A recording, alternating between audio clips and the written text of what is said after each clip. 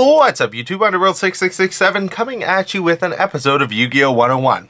If you haven't figured out what Yu-Gi-Oh 101 is, it's because you have not watched all the other videos. These are videos on how to become the best kind of seller, trader, buyer, make lots of money, dollar bills, y'all, in Yu-Gi-Oh! First things first, we have to give away a pack, and the winner is just down here.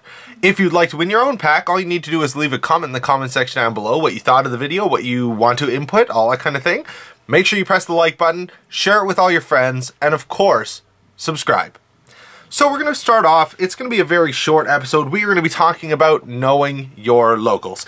Very recently, I've been going to a couple of different locals around the GTA, and I have been re-establishing myself in the trading scene for the March 9th Toronto Regionals, which I will be attending, where I will have all my stuff there. If you like something and you're from Toronto and you want it like common or rare or holo or anything like that, it's better to message me now and make sure that I have them there, because I'm not going to be able to carry every single one of the boxes to a regional. So let's start it off. Well, I've got three different types of Stardust Dragon's Ears. We've got the rare version, very inexpensive comparatively. We've got the super version, still pretty inexpensive. And then we have the ghost rare version, signed by Greg Abbey, the voice of Yusei and Tristan from Yu-Gi-Oh! Anyway, now why do you have these on here, Underworld? What does this have to do with my locals? Well, every single locals, or tournament in general, is like these cards right here. A lot of people's locals, especially in low budget sort of areas, are the rare kind of locals, where not a lot of people want the highest rarity stuff, they just want to be able to play the game. So, would you bring a shite load of high rarity stuff to a low locals? No. You're gonna make no profit. You may sell this one card, hey, 50 bucks, boom. But that's not gonna really do you much. We wanna make multiple. We wanna flip a lot of cards. So, we're gonna be bringing a lot of the smaller stuff to locals. When you have as many cards as I do, you have to make sure that you're not bringing everything under the sun. Now, looking at it this way, we have the medium locals. Now, I would say the medium locals are people who like to pimp out their decks. People who like the ultimate version of something, or, you know, small little upgrades every once in a while, you know, when they get their paycheck or whatever you want to call it. That would be our medium locals.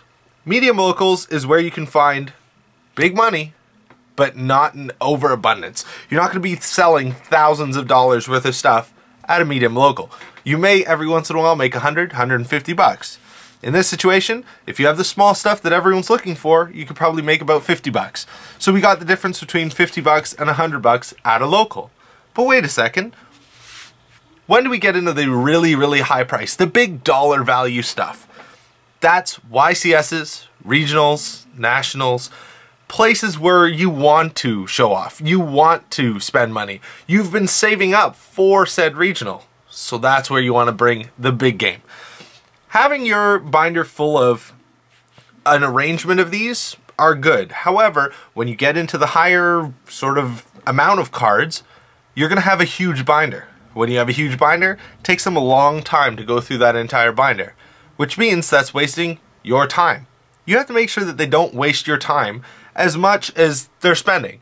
If they're going to spend thousands of dollars, feel free. Take a look. Take your time. No problem. But if they're going to spend 5 bucks, 10 bucks, 15 bucks, you don't want to spend a lot of time with them. You want to make sure that they're getting what they want. Yes, they're a very happy customer. But if they're not going to spend hundreds of dollars, don't waste hundreds of dollars of your time. So, all in all, make sure you have a selection, but make sure you're not filling on top of each other. Just over and over and over again. Just over. Oh my goodness. Oh, and then it becomes a random shumbled mess. Nobody wants to look through a shumbled mess. Everyone wants their locals type of card. Easily accessible. Easily found.